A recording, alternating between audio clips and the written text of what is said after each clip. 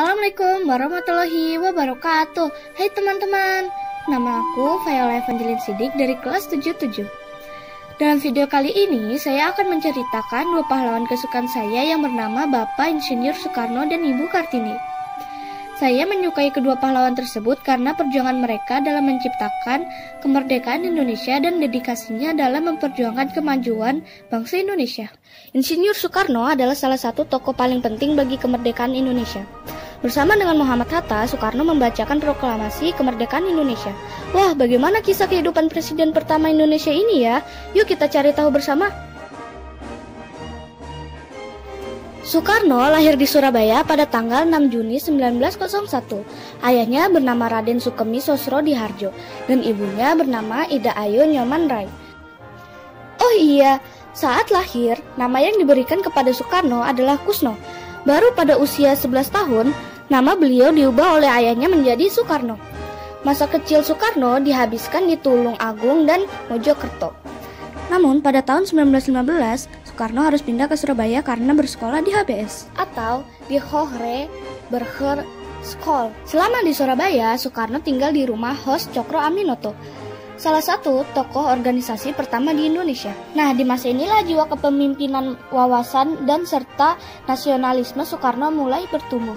Pada tahun 1921, Soekarno melanjutkan sekolah ke Teknise Hogeschool ke Bandung, atau yang sekarang disebut Institut Teknologi Bandung.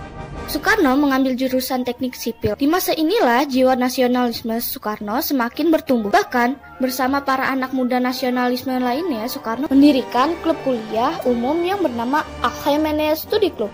Klub inilah yang menjadi cikal bakal berdirinya Partai Nasional Indonesia pada tahun 1927. Melihat Soekarno begitu aktif mengajar nasionalisme, pemerintah Belanda pun khawatir. Akibatnya, Soekarno berkali-kali dimasukkan ke penjara. Meskipun begitu, semangat Soekarno sama sekali tidak padam. Selama di penjara, Soekarno justru memikirkan nasib rakyat Indonesia. Ketika Belanda menyerah dan Jepang mulai menjajah Indonesia, Soekarno pun dibebaskan. Soekarno mulai aktif dalam usaha persiapan kemerdekaan Indonesia.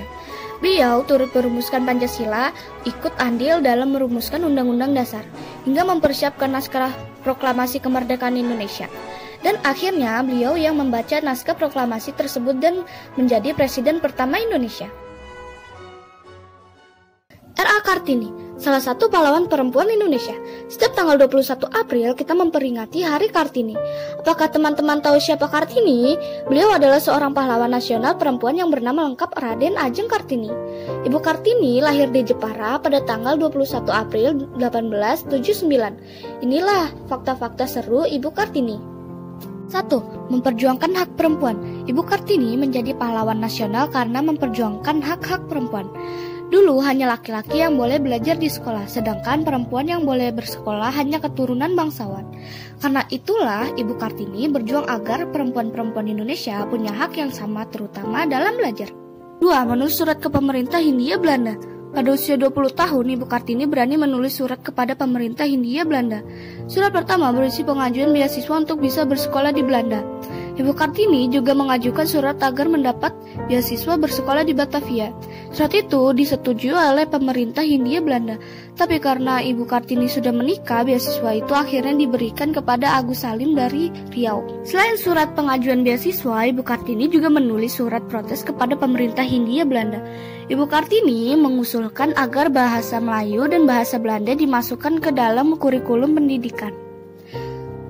3. Memperkenalkan ukiran Jepara sampai ke Belanda. Ibu Kartini juga memperkenalkan ukiran Jepara sampai ke Eropa loh. Pemerintah Hindia Belanda bahkan sampai mendirikan sekolah ukir Jepara pada tahun 1929 sebagai penghargaan kepada Ibu Kartini. 4. Wafat dalam usia 25 tahun. Ibu Kartini wafat dalam usia yang sangat muda, yaitu 25 tahun. Beliau meninggal dunia pada tanggal 17 September 1904, 4 hari setelah melahirkan putra pertamanya. 5. Hari Kartini sebagai Hari Nasional. Pada 21 Mei 1964, Presiden Soekarno mengeluarkan surat keputusan Presiden atau Kepres. Kepres itu menetapkan bahwa Raden Ajeng Kartini adalah pahlawan kemerdekaan Indonesia. Hari lahirnya pun dijadikan sebagai hari nasional yang kita kenal sebagai Hari Kartini. Sekian dari saya. Wassalamualaikum warahmatullahi wabarakatuh.